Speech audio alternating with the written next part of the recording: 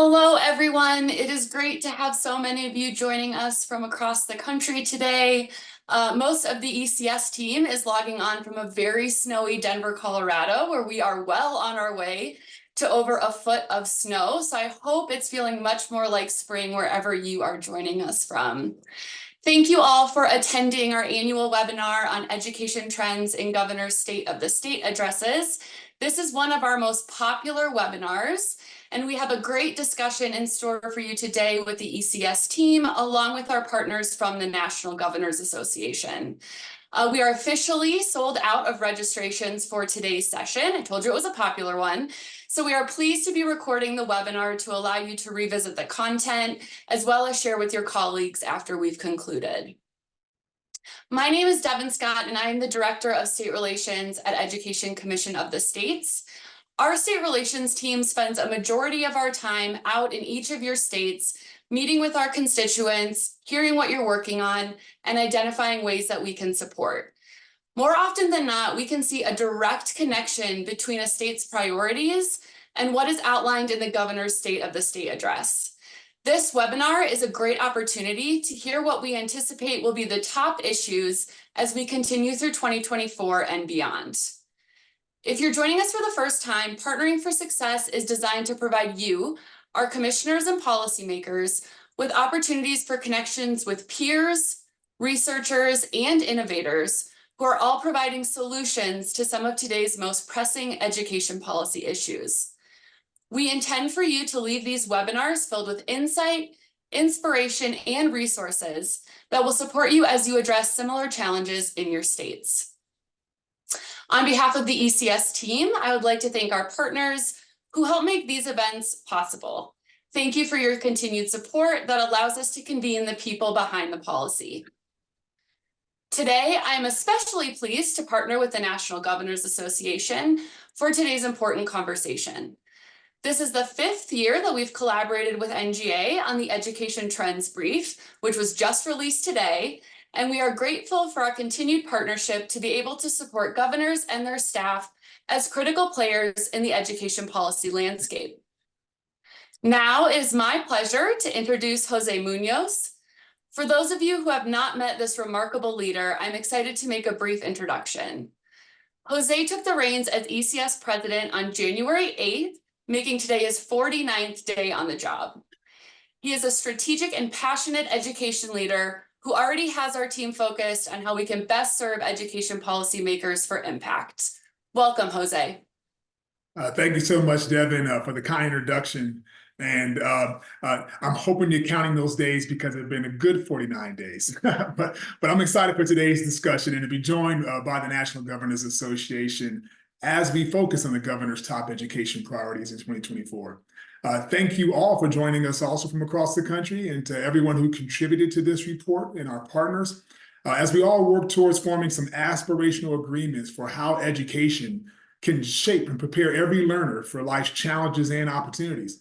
From early learning through high school, college, and career and technical education, education is actually the engine that provides the experiences and surrounds students with encouragement as they are challenged to build the endurance where we can actually see the evidence of their hopes and the outcomes. So at ECS, our work is to strengthen the cohesion between policies and practices by helping state leaders make better informed policy decisions.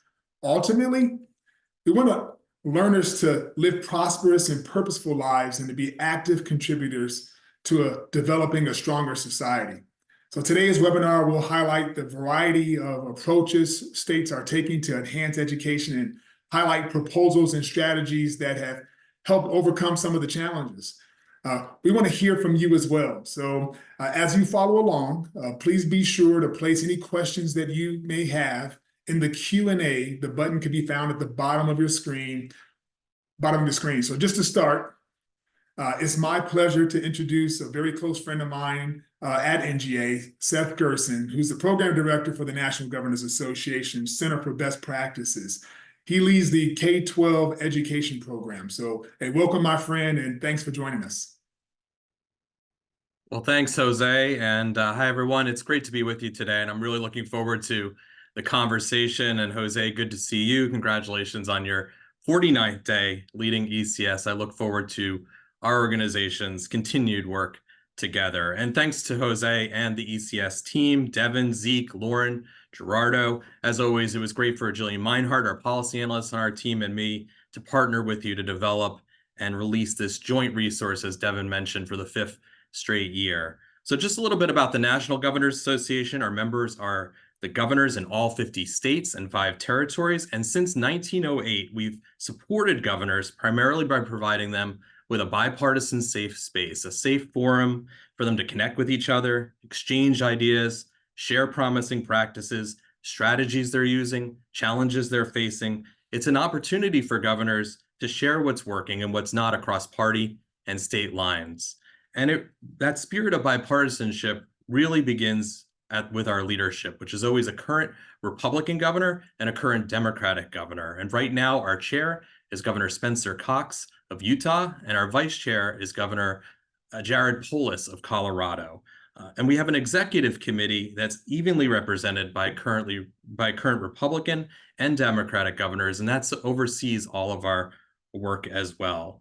Now, I thought the best place to start for this conversation would be just with a little background on State of the State addresses themselves. To everything, there's a season, and we've just about wrapped up the annual season of State of the State addresses. There's just about 8 to 10 left that will be wrapped up by mid-April, but a bulk of them, as today's webinar is about, are really come through, just about 44 or so.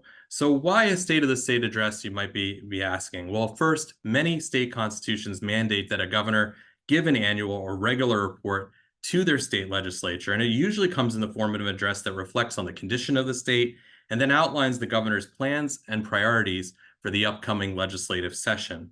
It's an update, it's a marker, it's a blueprint, it's a look back and a look forward, a reflection and a restart, a celebration of past successes, and a springboard for new initiatives.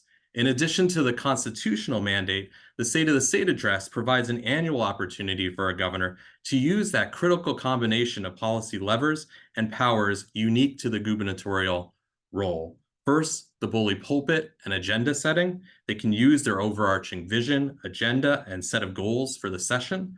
Second, their convening power. In this case, it's the legislators they'll need to make progress on their priorities right in the audience in front of them. And not to mention, given media these days, the address has a larger audience that they're speaking to, the local leaders, the parents, the families, the business leaders, the educators that they'll need to build and anchor their efforts across the state.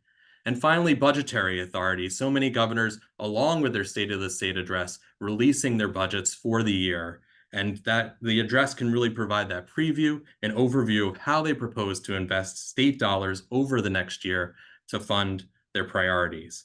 Now, there's a few contextual factors that I want to highlight before Lauren, Gerardo, and I dive a little bit deeper into specific education policy focus areas overall, and then within the State of the State addresses.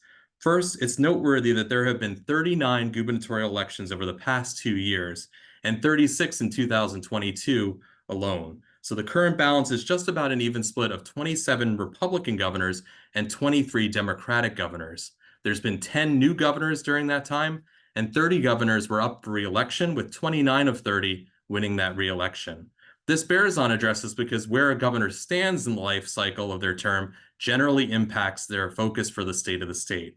For new governors giving their first State of the State addresses, I can't say it better than a former governor once said, they're looking to translate the poetry of the campaign into the prose of governing.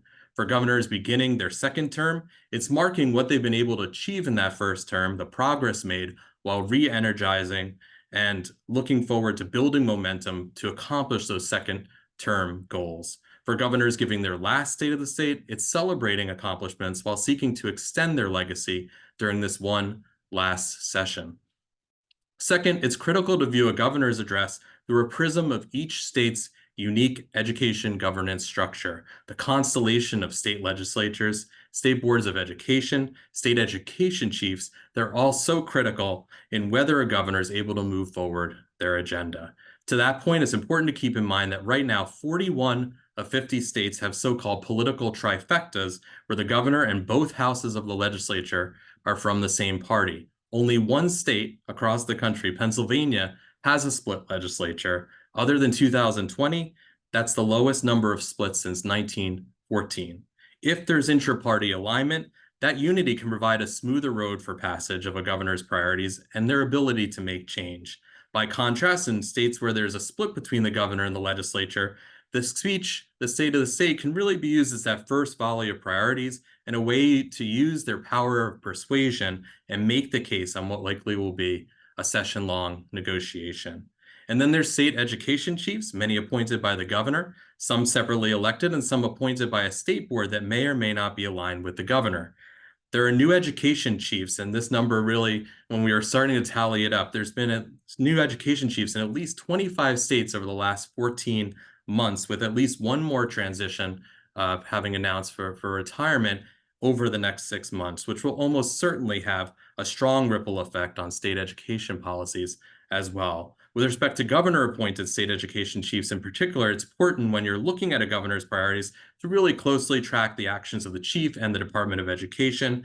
When Commissioner Macon, let's say in Maine, or Secretary Jenner in Indiana, for example, they're almost certainly acting within the full faith, voice, and vision of the governor and as an extension of the governor's overall education priorities. Finally, I think it's worth noting that all governors spoke about education as a priority in some way in their state of the states. We've had the question over the years, where are the education governors of today? The Governor Hunt of North Carolina, the Governor Riley of South Carolina, Governor Alexander of Tennessee, that were titans of education in the 1980s and 1990s, and they were. But the short answer is that all governors are education governors now. Back in that time, much more rare for a governor to speak about these issues, but now all governors do. Some may come at it more from the post-secondary and workforce side, some from K-12, some from early childhood, but many from all three, but all are speaking to it in some form. Moving to governor's overall focus areas, I point to three big areas in K-12 right now, and not surprisingly, you'll hear a lot of alignment with areas governors covered in their State of the State addresses. First, academic recovery and support.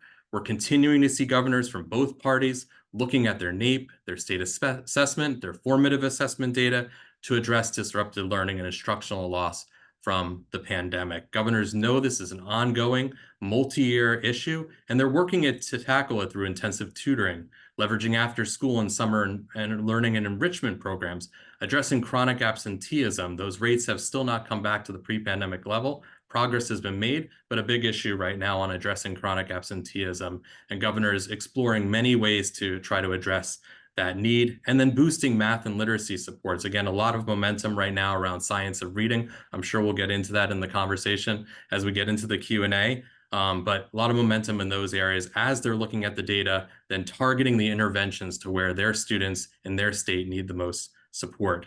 Second, governors looking at student support not only from an academic lens, but also by addressing students' mental health and well-being, given the increased fear, anxiety, and stress that was brought on by the pandemic. Right now, we have a couple different projects going on at NGA to support governors on mental health and well-being. We have a lot of interest in cross-agency collaboration, health, education, human services, working together as teams to try to address mental health and well-being and cut down those silos to help students, schools, and districts right now on that priority. And the third core area is educator workforce. We're seeing bipartisan efforts to address amplified educator and staff shortages that many states, districts are seeing across the country. In the short term, not as many ideal options, looking at retired teachers, resident teachers, substitute teachers to try to fill the gap, paraprofessionals.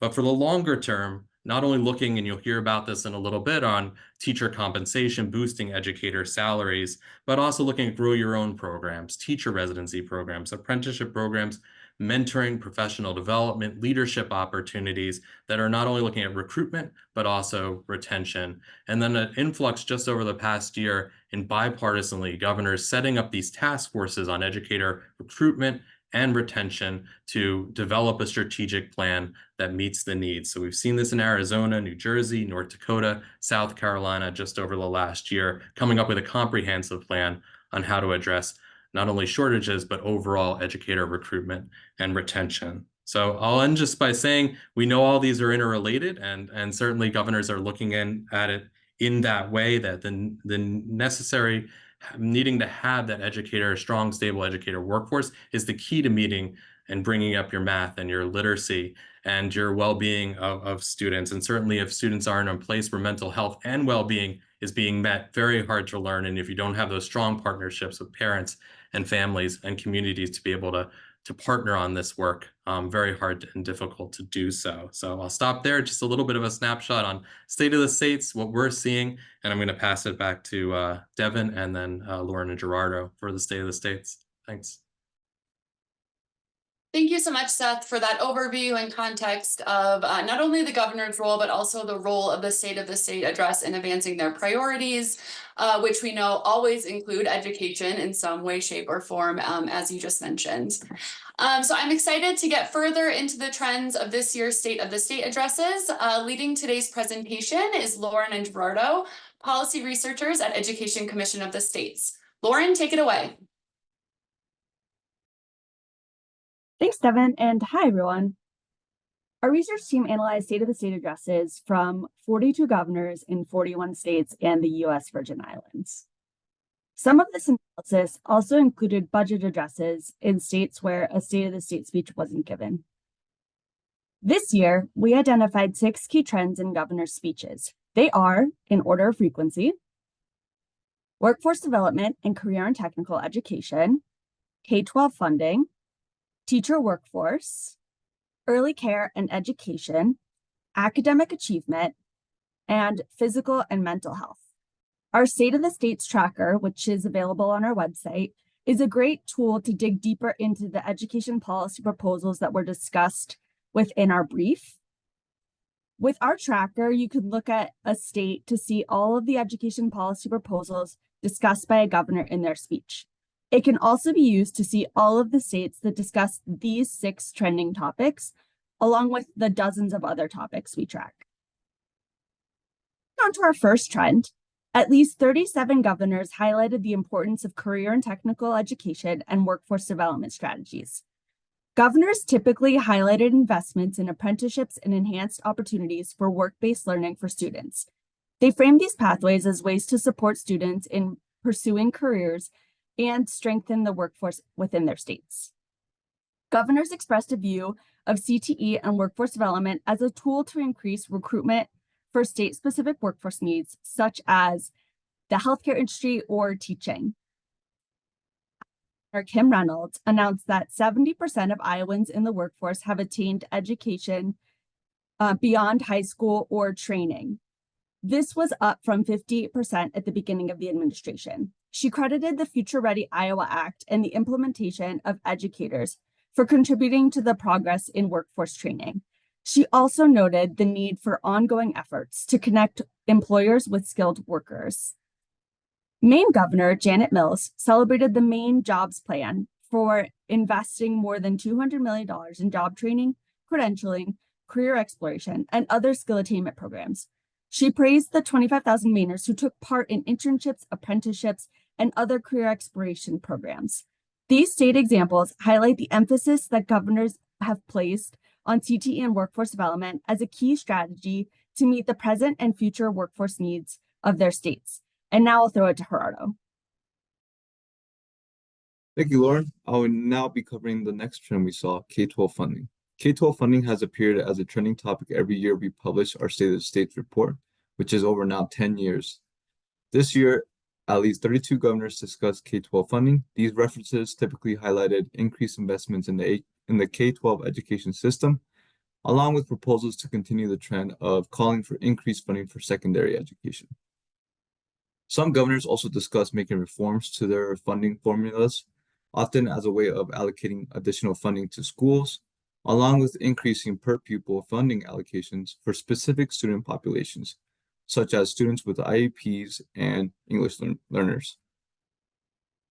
Illinois' Governor J.B. Pritzker celebrated investments the state made in education. The governor praised and recognized their evidence-based funding model and plans to increase the budget by $350 million this year.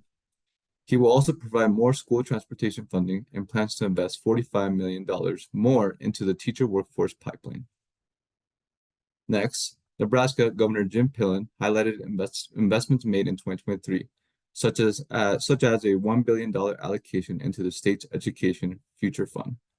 It was an effort to better support K-12 education and to ensure the state meets its school funding promises. The Nebraska governor also plans to provide $1,500 in foundation aid per student and funds to cover overdue increases in special education funding. Next up is teacher workforce. Teacher-related topics have been a top issue in our tracking every year except for 2021. Governors have covered a range of teaching issues over the years, including teacher quality and teacher licensure, but in many years, as is the case this year, teacher pay and teacher recruitment and retention have been the focus. At least 27 governors focused on teacher workforce issues through increased compensation and recruitment and retention efforts. In 2024, governors raised concerns about the ongoing teacher shortage and proposed solutions to bring teachers to the classroom and keep them engaged in the profession.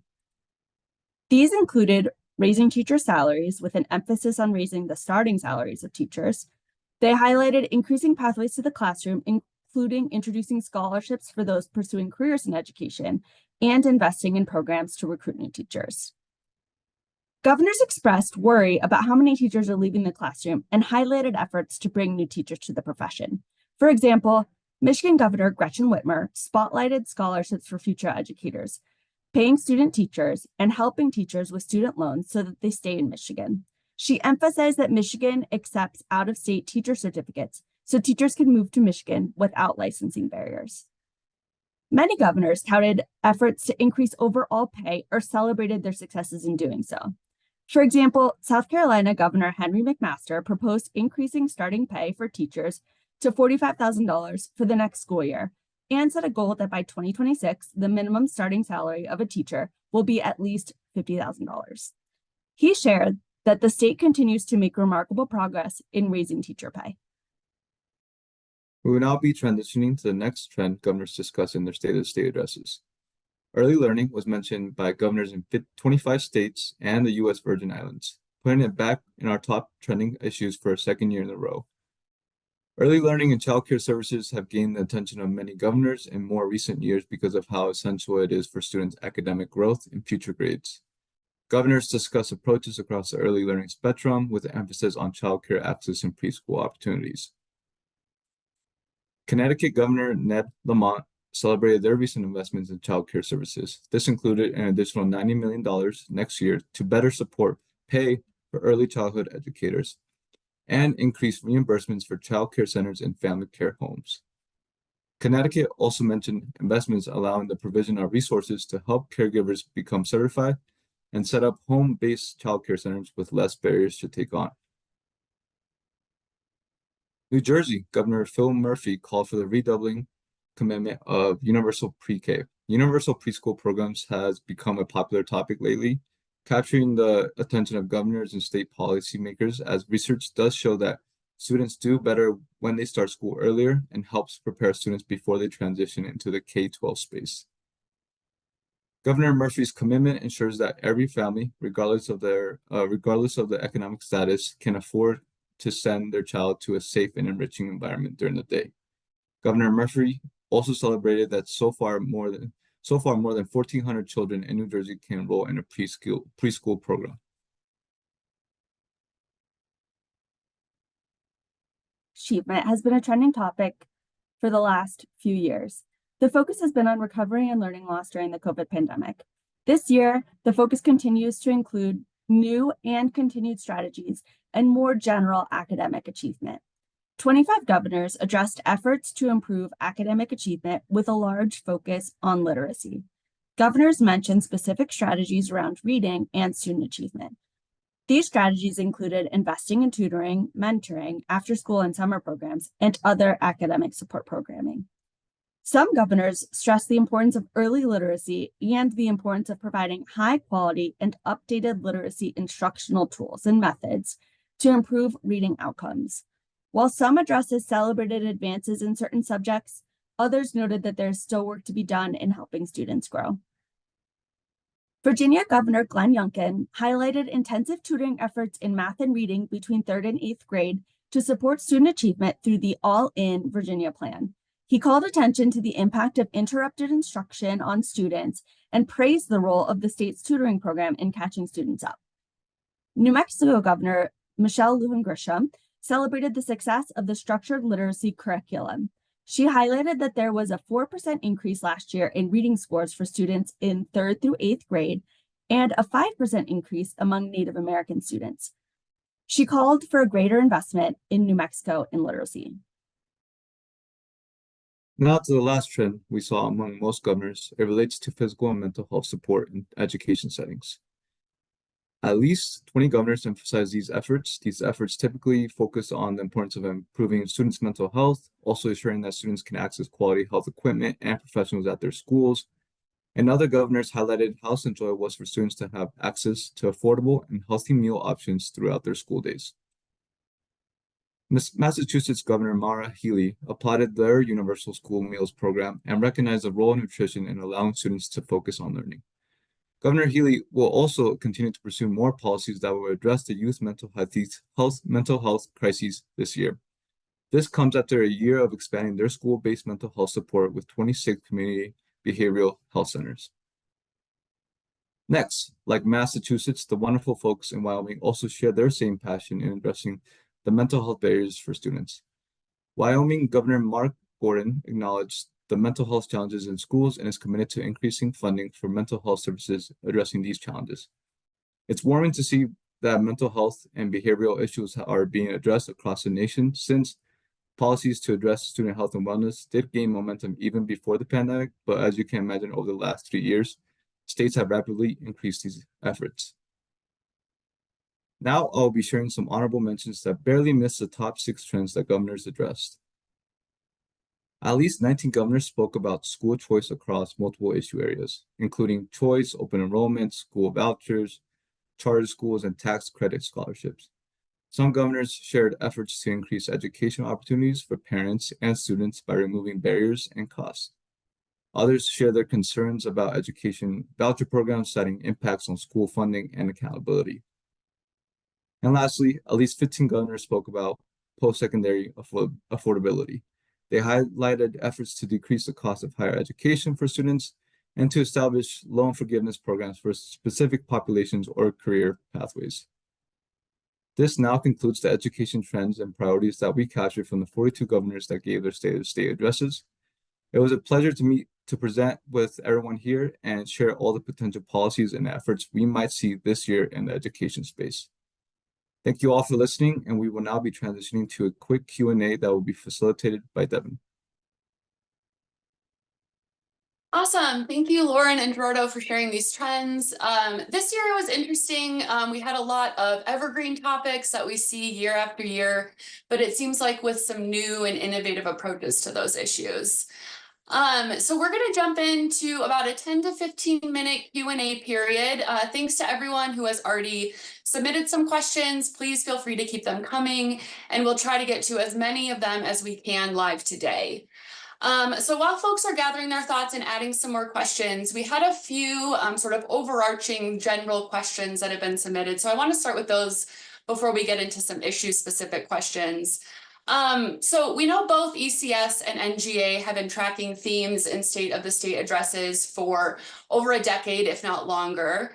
I'm curious, when you look at this year, what stands out? What were you the most struck by? And I think we can start with Seth, maybe from NGA. Well, thanks, Devin. And when I think about last year, literacy certainly was a big topic area, but I feel like even since last year, just a year ago, you're seeing so much more mention of it in State of the State addresses, and this momentum around not only from Republican offices, but Democratic offices. Just in the last year, there's been 17 movement in 17 states on the science of reading, and just this year, already 3 states, including New York and Massachusetts, have moved forward in the area as well. And as we're getting those questions, very much the conversation is around not in the passing of the laws, but in implementing it. How do we connect with parents and families and educators around this new approach, the nuts and bolts of it, but then also your teacher prep programs, your professional learning that needs to be provided so that this approach gets across and takes hold.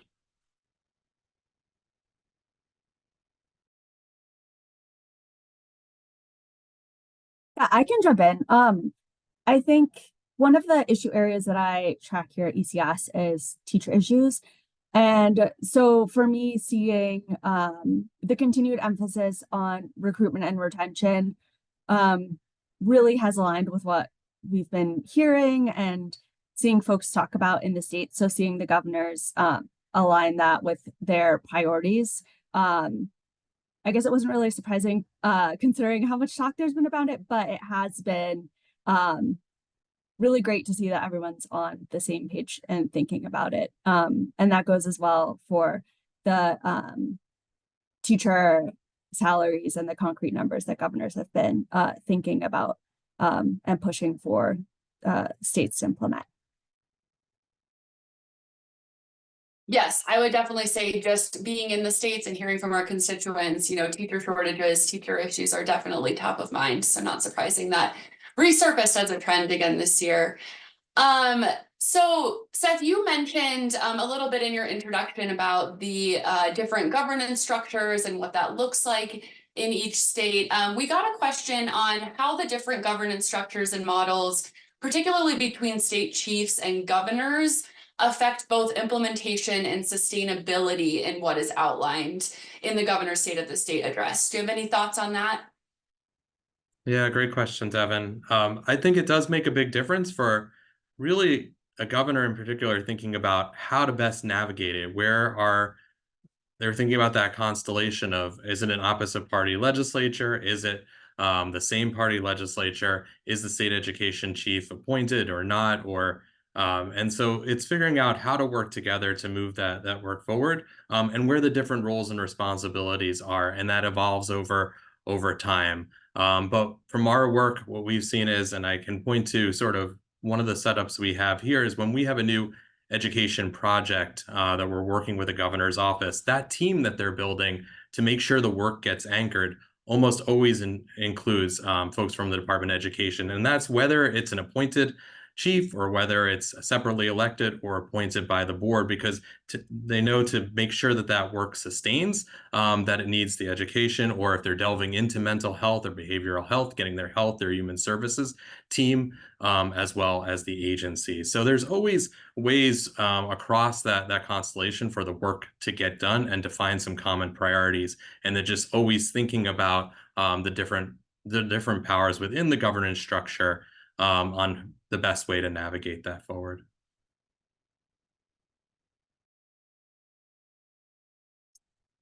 So diving into a couple questions related to trends.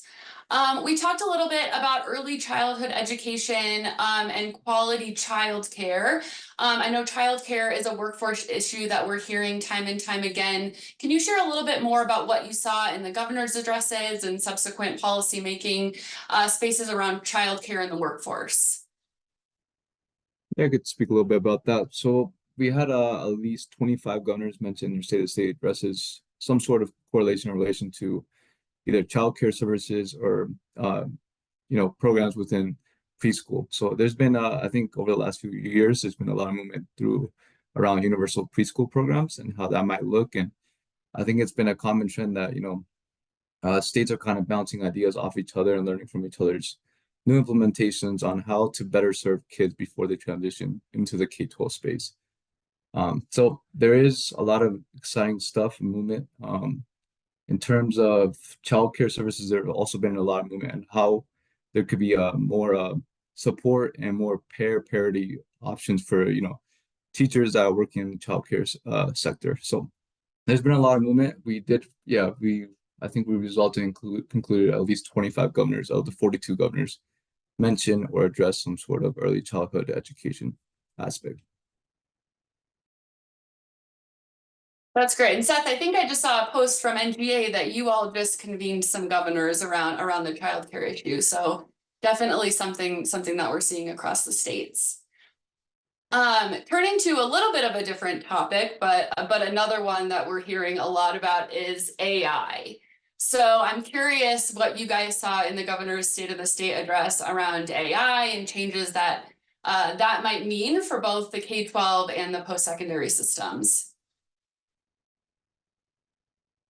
I'll just say there's a lot of momentum in this area right now, both in states and nationally on generative AI. We've seen some guidance come out already from Ohio and California, Virginia, Oregon, North Carolina, for educators, for schools, in this regard. And then what you have is in almost a majority of states, governors have set up these task forces or commissions that are looking at various different sectors. So right now it's pretty broad, except for some of those every day sort of some more guidance is coming out in that area.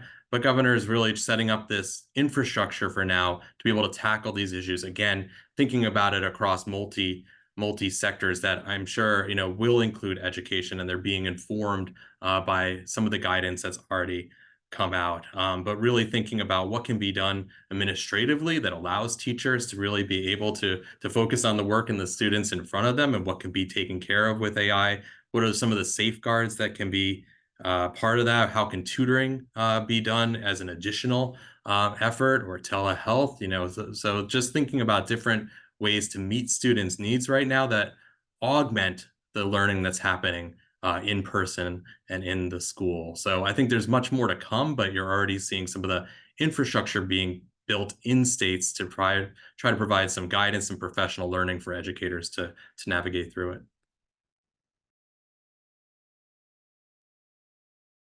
So I want to move on to something very near and dear to ECS's heart right now, related to Governor Kelly, our current chair, her initiative, and with Pell Grant restoration. I'm just curious if there's any momentum that we saw around education for learners currently or formerly incarcerated. Did you see any governors speak to that, or sort of speak to different student populations that they're really trying to target?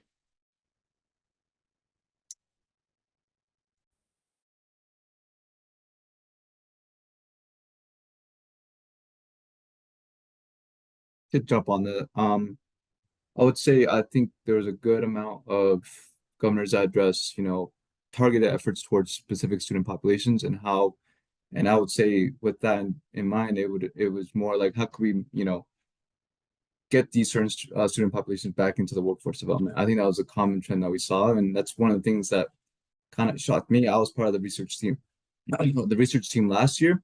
So to see that governors are seeing, how can we make sure that, students that are maybe leaving high school have another option to attend, either a career technical education background, or if it's just another option besides going to maybe a post-secondary institution.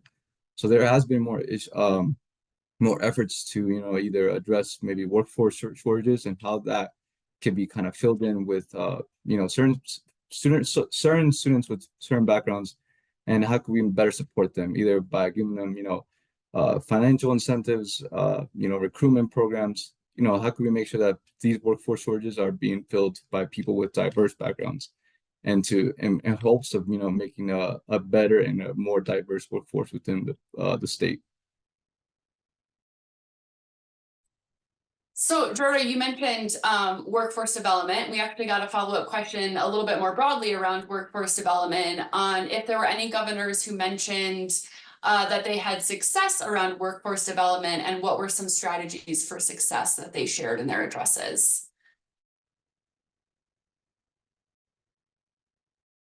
I think one thing that came up was really kind of honing in on the partnerships between post-secondary institutions, community schools, or community colleges that might offer services.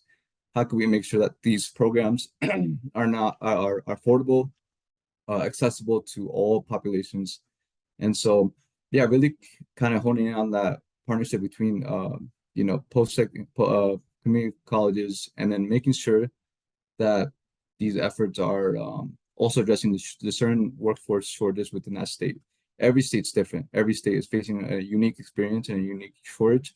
So really, governors are trying to really hone in on what workforce is needed within that state, and how can we make sure that students at a younger age, maybe prior to high school, are aware of these opportunities and can really just grow and learn while they move up in age.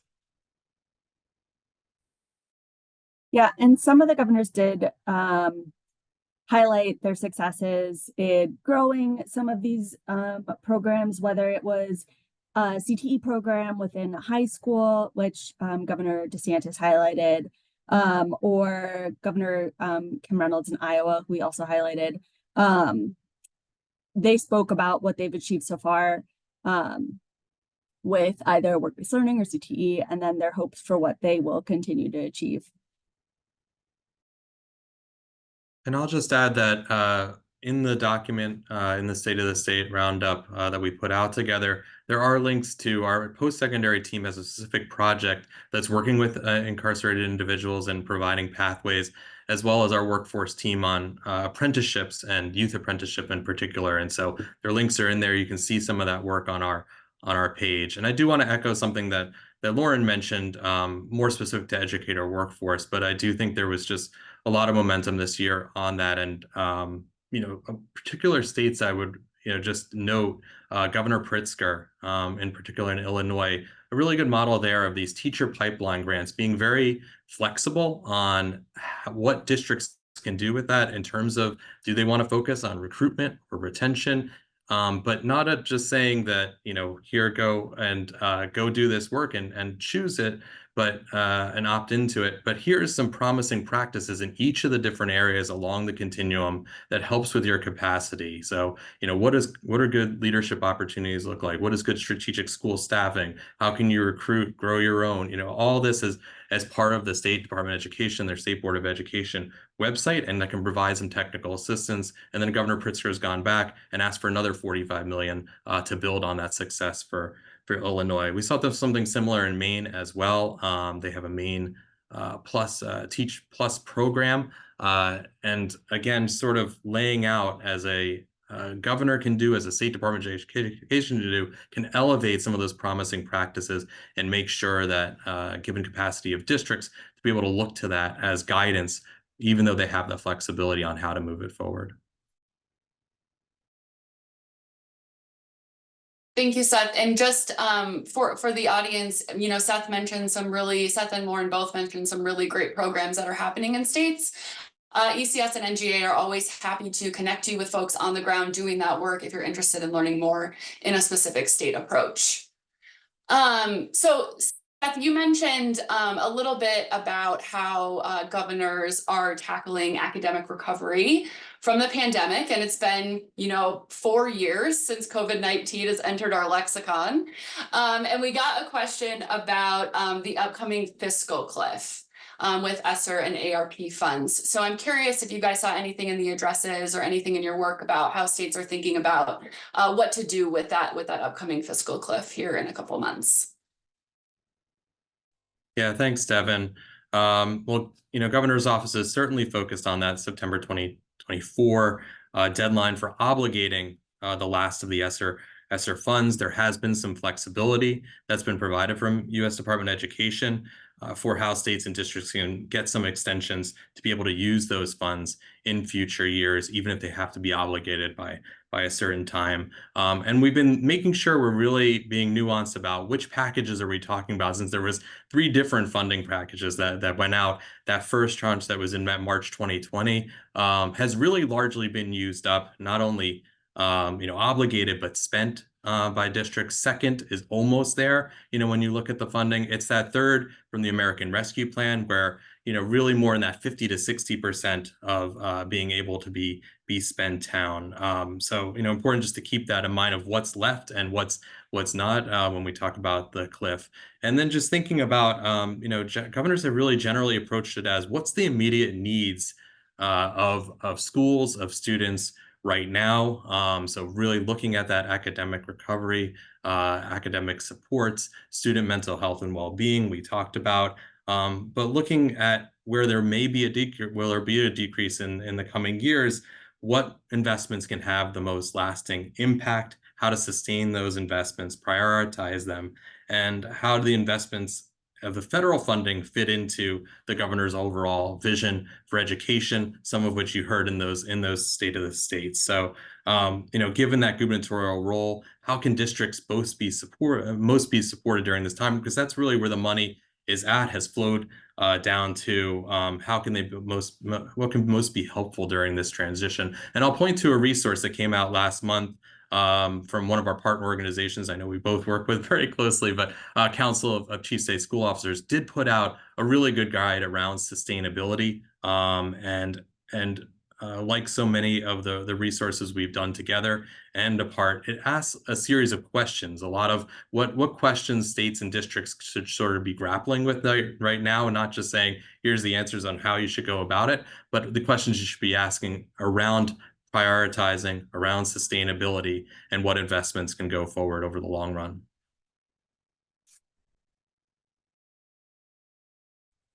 Okay, so I think we have time for just one more question, and I want to wrap up on sort of a high note.